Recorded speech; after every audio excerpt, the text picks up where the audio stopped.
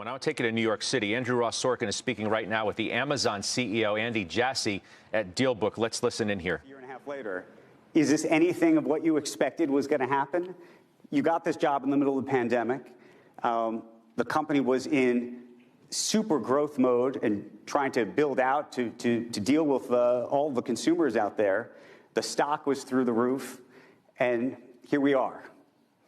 Yeah, a lot has happened in the last few years that I'm not sure people anticipated. And, you know, if you just look in 2020, our retail business grew 39% year over year on a $245 billion annual run rate, which is unprecedented. And it forced us to make decisions in that time to spend a lot more money and to go much faster in building infrastructure than we ever imagined we would. We had built a physical fulfillment center footprint over 25 years that we doubled in 24 months. And we made that decision, even though we knew we might be overbuilding because it took 2 years to build fulfillment centers at that time.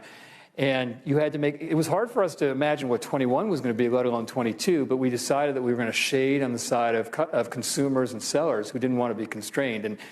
And so that was a big decision that we made. And then, you know, this time last year, it looked like we were coming out of the pandemic, and then Omicron happened, and the war in Ukraine happened, and the inflationary environment that we're in happened, and now a very uncertain economy. And so those were things. I mean, there are issues that not just Amazon is dealing with. Most companies are dealing with a number of these issues in some sort. And so just looking at how consumers are adapting to the environment is one of the things we're trying to figure out. When we see consumers right now, being very thoughtful about how they spend, trying to stretch their dollars. It's why if you look at, they're looking for deals, they love stocking stuffers and discretion. Have you seen a shift? I mean, this last, Thanksgiving, Friday?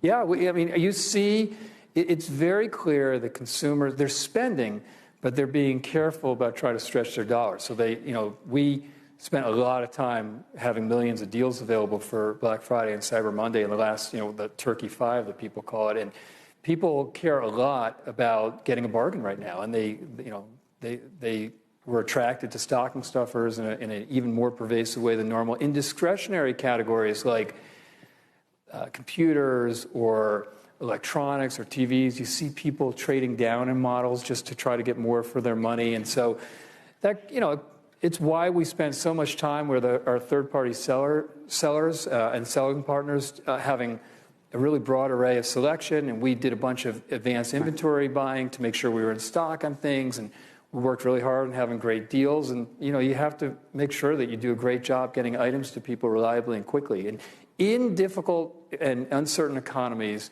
we've found over time that consumers are very careful about who they choose to partner with, and they go with people and companies that are going to take care of them and that are going to provide a great customer experience. And that has always been something that we have focused very squarely on. You recently announced layoffs at the company. This is first in a very, very long time. And it's still in process. So what does that look like to you? And also, when do you think you realized that this was going to be needed? Because I was going back and watching some old interviews of you, even back in September, and I think you thought at that point maybe it would be no increase in hiring, but probably not going in reverse.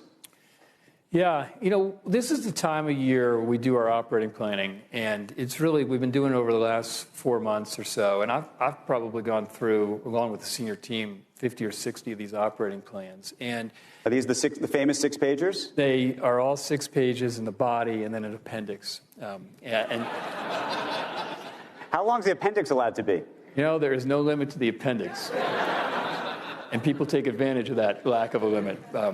But they're very thoughtful. It's a much better way to go through information, in my opinion, than through PowerPoint, where you just don't get into the detail. And in any event, we've been going through it, and it's a time of year where our leaders look at where they want to spend resources and where they should adjust. And this year we had the lens of a very uncertain economic environment, as well as our having hired very aggressively over the last several years.